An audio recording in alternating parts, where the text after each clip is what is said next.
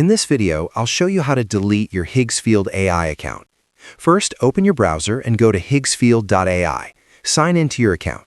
Once you are logged in, look at the top right corner of the screen and hover over your profile icon. A drop-down menu will appear. Scroll down and click on Manage Account. This will take you to your account settings page.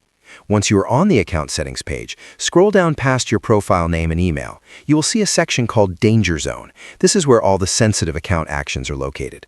Click on the drop-down inside the Danger Zone section. You will see a warning message explaining that deleting your account will permanently remove all of your data. Go ahead and check all the boxes to confirm that you understand what will be deleted. Once all the boxes are checked, click on Delete Account.